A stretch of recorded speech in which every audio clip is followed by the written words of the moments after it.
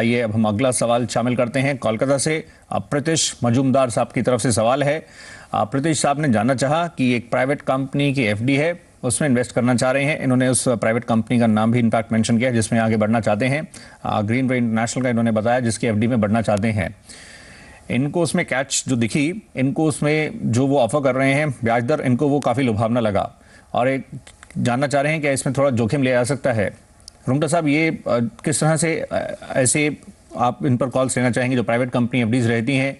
इसमें जो इनको जो कैच लगी ठीक है, लेकिन क्या इसके अलावा दूसरे और जो इम्पोर्टेंट पहलू हैं उनको भी देखा जाए? मतलब ब्याज दर देख के ही अट्रैक्ट ना हो, इसको थोड़ा अगर डेप्थ में जाएं और इसको एनालाइज करें तो कैसे स्पेसिफिकली प्राइवेट कंपनी एफडीज में कॉल लेनी चाहिए केयरफुली? मेरे ख्याल से इन्होंने कहा है कि ब्याज की दर 28% है। इस कंपनी के बारे में भी हमने पता किया तो कंपनी का तो खैर काफ़ी प्रॉब्लम है। आप इंटरनेट पे जाके चेक कर सकते हैं। कंपनी के अगेंस्ट में क्रिमिनल कंप्लेंट्स वगैरह भी फाइल हो चुकी हैं। तो प्रत्युष जी, क्लियरली ये तो कोई अच्छा इन्वेस्टमेंट नहीं हो सकता। और मैं आपसे और इस मीडियम के जरिए से सभी से कहना चाहूँगा कि ऐसा कोई इन्वेस्टमेंट नहीं है जो आपको हाई रिटर्न प्रॉमिस करे और जिसमें हाई रिस्क ना हो। अगर रिटर्न हाई है तो उसमें हाई रिस्क होगा।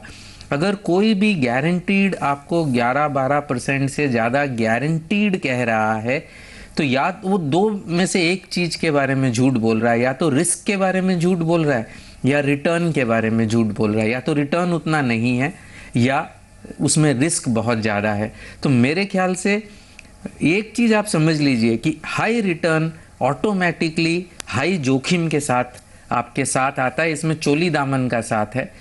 तो ये पर्टिकुलर जो कंपनी आपने नेम करी, इसमें तो बहुत प्रॉब्लम है, इसमें तो बिल्कुल नहीं देखिएगा। और मैं आपसे भी निवेदन करता हूँ और दूसरे दर्शकों से भी मैं ये कहूँगा कि प्लीज़ आप सावधान रहिए।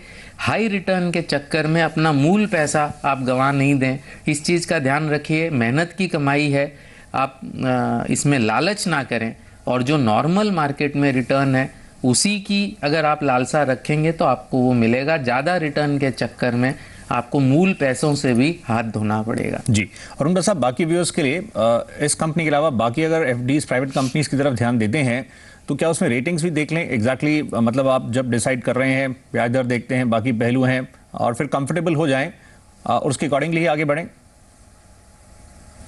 वेरी क्लियरली एक मैं ये मान के चल रहा हूँ कि आम आदमी जो है उसको कंपनी की रेप्यूटेशन ये सब पता करने में बहुत दिक्कत होती है।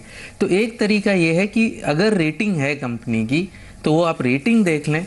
अगर रेटिंग FAA से कम है, 4 ही एजेंसीज हैं जो इंडिया में रेटिंग देती हैं, किसी की भी रेटिंग अगर FAA से कम है, FAA सबसे हाई रेटिंग होती है, FAA उससे कम होती है, फिर FA होती है, फिर FB, FC, FD, काफ़ी रेटिंग्स हैं।